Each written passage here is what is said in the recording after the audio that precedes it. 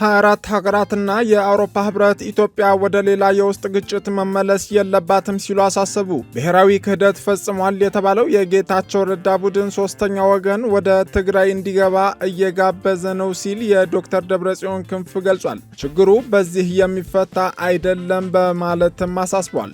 በቤንሻንጉል ጉሙዝ ክልል ያለው ሁኔታ አደገኛ ውጤት ከማምጣቱ በፊት የፌዴራልና የክልል መንግስት አስቸኳይ መፍትሄ ይስጡት ሲል ተቃዋሚ ፓርቲው ቦሮ ዲሞክራሲያዊ ፓርቲ አሳስበዋል። ሰላም ጤና ይስጥልን። የተወደዳችሁ የኢትዮጵያ ሪፖርተር ዩቲዩብ ቻናል ተከታታዮች የሰዓቱን ዋና ዋና ዜናዎች ይዘን ቀርበናል። ከዜናዎቹ ጋር ኢሊያስ ክፍሌ ነኝ። ለወቅታዊና ፈጣን መረጃዎች የኢትዮጵያ ሪፖርተር ዩቲዩብ ቻናልን ላይክ፣ ሰብስክራይብ እና ሼር እንድታደርጉ እየጋበዝን ወደ ዝርዝር ዜናዎቹ እናልፋለን። በቤንሻንጉል ጉሙዝ ክልል ያለው ሁኔታ አደገኛ ውጤት ከማምጣቱ በፊት የፌዴራልና የክልል መንግስት አስቸኳይ መፍትሄ ይስጡት ሲል ተቃዋሚ ፓርቲው የቦሮ ዲሞክራሲያዊ ፓርቲ አሳስቧል። የቤንሻንጉል ጉሙዝ ክልል የህገ መንግስት ማሻሻያ እንዲሁም የምክር ቤት መቀመጫ ቁጥር መጨመርን የተቃወመው የቦሮ ዲሞክራሲያዊ ፓርቲ ከህግ አግባብ ውጪ በደረቅ ጣቢያ ታስረው የሚገኙ አመራሮቹ በአስቸኳይ እንዲፈቱና የፌዴራልና የክልል መንግስት ጉዳዩ እየሰፋ በሄደ ቁጥር የሚፈጥረውን አደገኛ ውጤት በማሰብ በውይይት አስቸኳይ መፍትሄ እንዲሰጡ ሲል አሳስቧል። የፓርቲው የስራ አስፈጻሚ ኮሚቴ ዛሬ መጋቢት 4 ቀን 2017 ዓ.ም ባወጣው የአቋም መግለጫ በክልሉ የሚኖሩ ብሔር ብሔረሰቦችን አብሮነት የሚሸረሽር ተግባር በማህበራዊ ሚዲያና በመንግስት አመራሮች መግለጫ መልክ እየተስፋፋ መሆኑን ያሳስበው የቦሮ ዲሞክራሲያዊ ፓርቲ የቤንሻንጉል ጉሙዝ ክልል ኮሚኒኬሽን ቢሮ በመግለጫ ፓርቲውን ጽንፈኛ የውጭ ኃይል ተላላኪና አሸባሪ ብሎ በመጥራቱ ይቅርታ እንዲጠይቀኝ አሳስባለሁም ብሏል።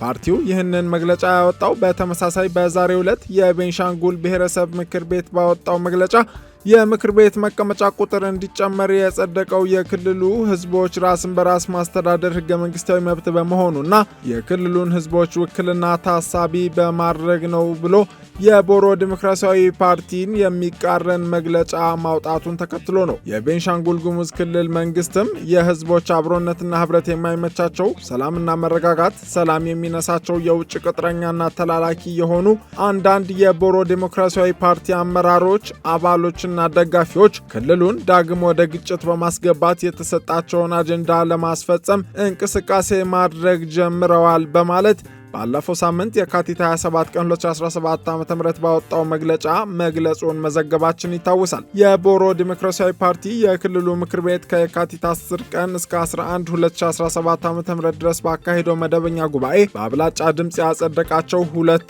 አዋጆች የኢፌድሪ ህገ መንግስትና የተሻሻለውን የቤንሻንጉል ጉሙዝ ክልል ህገ መንግስት የሚጻረሩ እንዲሁም የፌዴሬሽን ምክር ቤትና የብሔራዊ ምርጫ ቦርድ ስልጣንን የሚጋፉ ናቸው በማለት ለኢፌድሪ ህገ መንግስት ጉዳዮች አጣሪ ጉባኤ የህገ መንግስት ትርጉም ጥያቄ ማቅረቡ አይዘነጋም።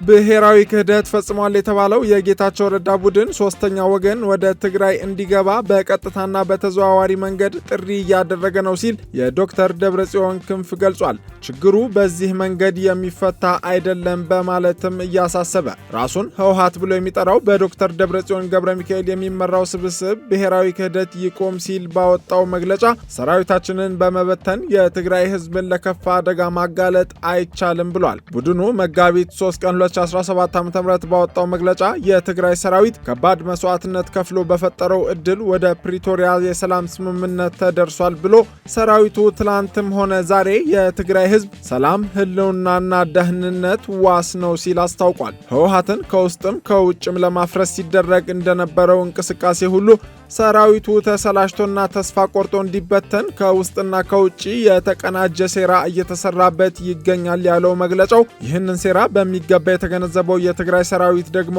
የትግራይ ህዝብን ብሔራዊ ጥቅም በማስቀደም ሁሉንም አይነት ፈተናዎች በመቋቋም ትግራይ ውስጥ ያጋጠሙ ፖለቲካዊ ችግሮች በህገ መንግስታዊ ስርዓቱና በፕሪቶሪያው ስምምነት መሰረት ብሔራዊ አንድነትን በሚያጠናክር አግባብ እንዲፈቱ በትጋት እየታገለ ቆይቷል ብሏል። የተወሰኑ የትግራይ ጊዜያዊ አስተዳደር አመራሮች ከተልዕኳቸው ወጥተው የውጭ ኃይሎች መሳሪያ በመሆን የትግራይ ህዝብን ብሔራዊ ጥቅም አሳልፈው እየሰጡ ነው፣ እንደዚሁም የትግራይ ህገ መንግስትን በመጣስ በክልሉ ህግና ስርዓትን በማፍረስ ማቆሚያ የሌለው አደገኛ ሁኔታ እየፈጠሩ ነው በሚለው ላይ ህወሓት ሰራዊቱና ህዝቡ ተመሳሳይ አቋም ይዟል ያለው የህወሓት መግለጫ ህግና ስርዓትን ለማስከበር የሚደረገውን እንቅስቃሴ ለማምከን ሰራዊቱን ያለ መሪ በማስቀረት አደረጃጀቱን ለመበተን የሰራዊቱ አመራሮች ላይ እገዳ ተላልፏል ሲል እገዳውን ተቃውሟል። ሰራዊቱም ይሁን አመራሩ በአንድ ግለሰብ ፈቃድ የሚታገድና የሚባረር ሳይሆን ህዝባዊ ኃይል ነው ሲልም የዶክተር ደብረጽዮን ቡድን በመግለጫው ጠቅሷል። በአራት የሰራዊቱ ከፍተኛ አመራሮች ላይ ጊዜያዊ አስተዳደሩ የወሰደውን እርምጃም በመግለጫው የቀድሞው የጊዜያዊ አስተዳደር ፕሬዝዳንት ብሎ የገለጻቸው ጌታቸው ረዳ የፈረሙበት ደብዳቤ ውድቅ ነው ሲል ገልጿል። ህወሓትና የትግራይ ሰራዊት የፕሪቶሪያው ሰላም ስምምነትና የጊዜያዊ አስተዳደሩ ዋና ባለቤቶች በመሆናቸው ትግራይ ውስጥ የተጀመረው ህግና ስርዓት የማስከበር ስራ ጊዜያዊ አስተዳደሩና የፕሪቶሪያው የሰላም ስምምነትን የሚያፈርስ ሳይሆን የተጀመረውን የሰላም ስምምነት ትግበራ ይበልጥ የሚያጠናክር የትግራይ ህገ መንግስታዊ ስርዓትን የሚያስከብር እንዲሁም የህግ የበላይነትና ተጠያቂነትን የሚያረጋግጥ በትግራይ ዘላቂ ሰላምና ጸጥታን የሚያሰፍንና ብሔራዊ ጥቅሞችን የሚያስጠብቅ አካሄድ ነው በማለት የጀመረውን እርምጃ አወድሷል።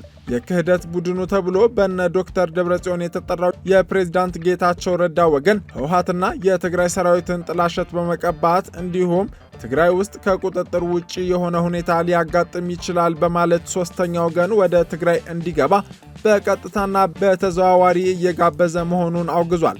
አክለውም ትግራይ ውስጥ ያጋጠሙ ችግሮችን ለመፍታት የህወሓት የህዝቡና የሰራዊቱ ውሳኔዎችን መተግበር አማራጭ የሌለው ነው በማለት አሳስቧል። ህወሓት የትግራይ ህዝብና ሰራዊቱ ጊዜያዊ አስተዳደሩ የተሰጠውን ተልዕኮ በብቃት እንዲወጣ የአመራር ማስተካከያ ያድርግ እንጂ ጊዜያዊ አስተዳደሩ ይፍረስ የሚል ጥያቄ አላቀረቡም ያለው ህወሓት፣ ስለሆነም ሶስተኛ ወገን ትግራይ ውስጥ እጁን እንዲያስገባ የሚያደርገው ጥሪ ግልጽ ብሔራዊ ክህደት እና የፕሪቶሪያውን የሰላም ስምምነት አደጋ ውስጥ የሚከት በመሆኑ በፍጹም ተቀባይነት የለውም ብሏል። ይህ በእንዲህ እንዳለ በዛሬው ዕለት የክልሉ ጊዜያዊ አስተዳደር ፕሬዝዳንት ጌታቸው ረዳ አዲስ አበባ መግለጫ እየሰጡ በነበረበት ወቅት እኩለ ቀን ገደማ ላይ ህወሓት የመቀሌ ከተማ አስተዳደር ቢሮን ተቆጣጥሮ የሾማቸው ኃላፊዎችና ከንቲባ ስራ መጀመራቸውን አስታውቋል። 24 ሀገራትና የአውሮፓ ህብረት ኢትዮጵያ ወደ ግጭት መመለስ የለባትም ሲሉ አሳሰቡ። የአሜሪካ፣ የዩናይትድ ኪንግደም፣ የኒውዚላንድ፣ የጃፓን፣ የኖርዌይ፣ የቤልጂየም፣ የቡልጋሪያ፣ የቼክ ሪፐብሊክ፣ የዴንማርክ፣ የጀርመን፣ የአየርላንድ፣ የግሪክ፣ የስፔን፣ የፈረንሳይ፣ የጣሊያን፣ የሉክዘምበርግ፣ የሃንጋሪ፣ የኔዘርላንድስ፣ የኦስትሪያ፣ የፖርቹጋል፣ የሮማኒያ፣ የስሎቬኒያ፣ የፊንላንድ፣ የስዊድን ኤምባሲዎች እንዲሁም የአውሮፓ ህብረት ልዑክ በኢትዮጵያ የጋራ መግለጫን አውጥተዋል። በመግለጫቸውም በሰሜን ኢትዮጵያ እየተከሰቱ ያሉ ለውጦችና ሁኔታዎችን እየተባባሰ ያለውን ውጥረት በትኩረት እየተከታተሉ እንደሚገኙ ገልጸዋል። እንደ አውሮፓውያን አቆጣጠር ህዳር 2022 ለተፈጸመው የግጭት ማቆም ስምምነት ሙሉ ድጋፋችንን እንደምንሰጥ ደግመን አጽንኦት እንሰጣለንም ሲሉ በመግለጫቸው አስታውቀዋል። የስምምነት የመሳሪያ ድምፅ ጸጥ እንዳደረገ አመልክተው በፍጹም ወደ ሁከት፣ ግጭት፣ ጦርነት መመለስ አይገባም ሲሉም አሳስበዋል። ሁሉም ወገኖች ተሰባስበው አስቸኳይ ውይይት በማድረግ ውጥረቱን በማርገብ ስምምነቱን እንዲጠብቁም አሳስበዋል። ማንኛውም አይነት ድጋፍ ለማድረግ ዝግጁ መሆናቸውንም በመግለጽ የትግራይ ጊዜያዊ አስተዳደር ፕሬዝዳንት አቶ ጌታቸው ረዳ በትላንትናው ዕለት በኤክስ ገጻቸው እንዳሰፈሩት ከመቀሌ ወደ አዲስ አበባ ከመጡ በኋላ ከአሜሪካ፣ ከጀርመን፣ ከፈረንሳይ፣ ከጣሊያን፣ ከዩናይትድ ኪንግደም እንዲሁም ከአውሮፓ ህብረት አምባሳደሮች ጋር በትግራይ ስላለው ሁኔታና አስተዳደራቸው እየገጠመው ስላለው ፈተና ውይይት ማድረጋቸውን ጠቁመው ነበር።